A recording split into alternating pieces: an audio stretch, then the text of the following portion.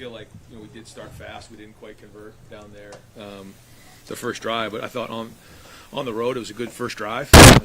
We always want to score touchdowns, but sort of set the tone, some physicality, and then we came right back down and scored on the next drive. So I thought that was good.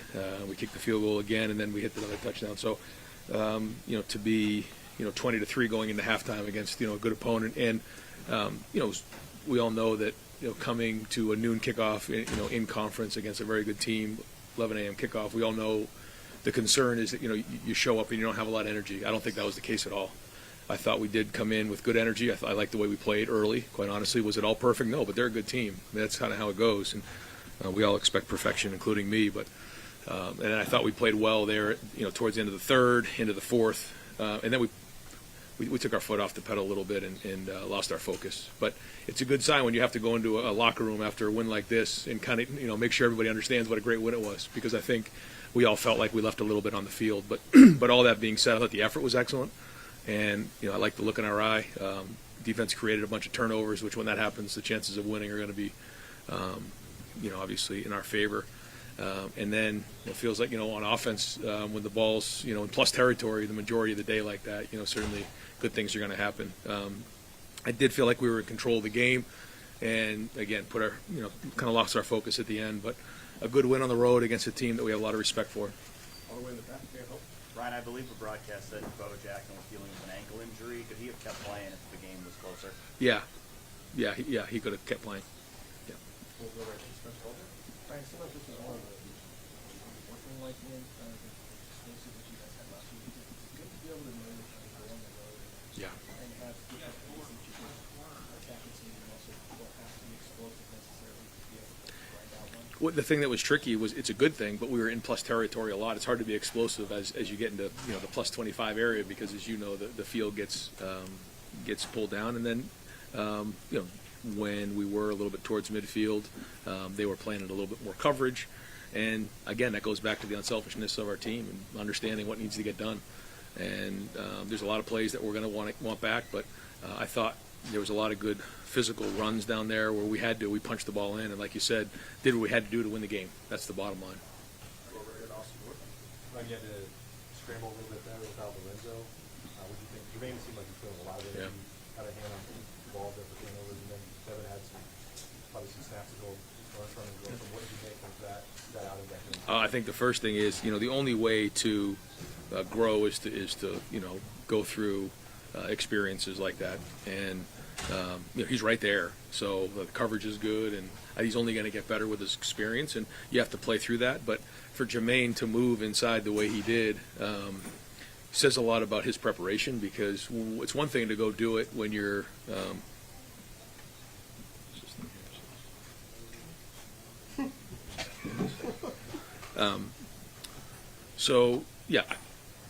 it's one thing to go through a walkthrough. It's another thing to go through practice. But when you're now a nickel and you have to now fit the run, you have to hit the blitzes, the coverage, everything happens a little bit faster when you get closer to the ball.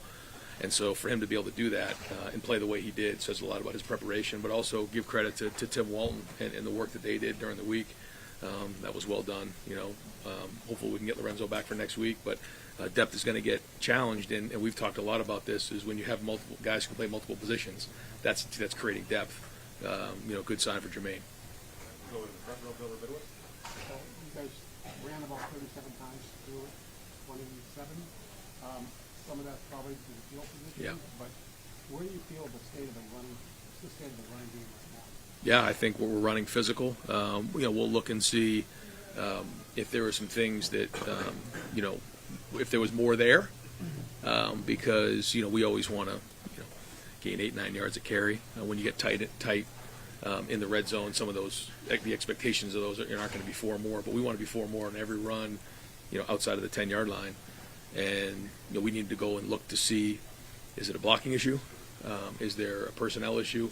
Are we blocking and then just getting what we blocked for? We got to look at all those things. But I thought the offensive line was moving people today. When I watched the iPad, I'll have to go back and watch the film. We were moving the line of scrimmage. There were some blocks that we lost across the board, and then got to figure out making sure that the runs are hitting exactly right, because some did, but others, I thought maybe there was more there that we need to figure out why that is. Time for 2 more. We'll go here to Adam Rittman. Wittenberg. Hey, Ryan, through the first half of the season, what have you learned about this group, especially guys that are either new or in bigger roles on both sides? Well, one thing is, we keep pushing them about being consistent in their approach, and so far we've got that. But it's a long road. We're only halfway through the season. I think the guys who we didn't know about going into the season, they've now proven that they belong. Okay, now what do we want this team to look like as we continue to grow and build? So that's all been good, and they're competitive, they're edgy, they like these type of environments, and they want to be great and they expect to be great. They expect to win all the time.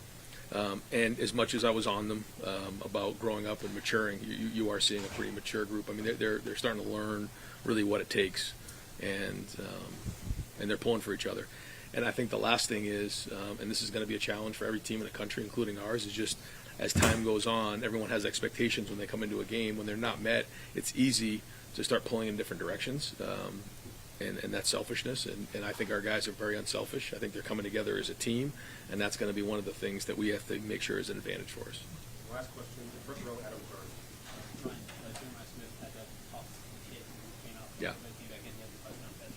What did you see from him shaking off that play and impacting your offense? Oh yeah, Jeremiah is I can't say enough about him, about Carnell.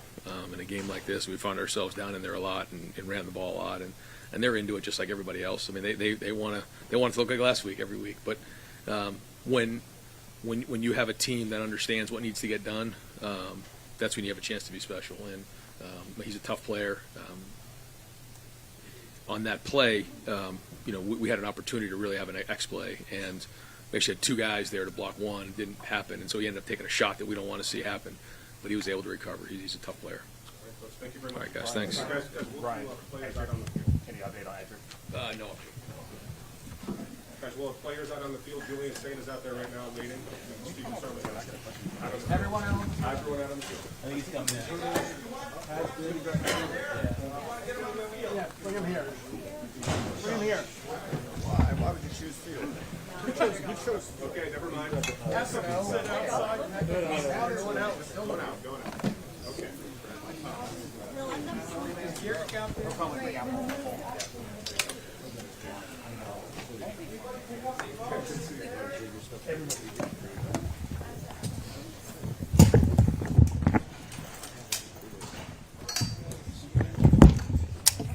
Leave this stuff and come back. Yeah.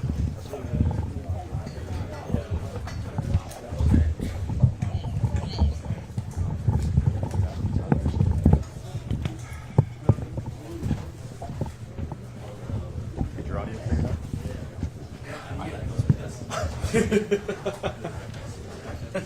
out.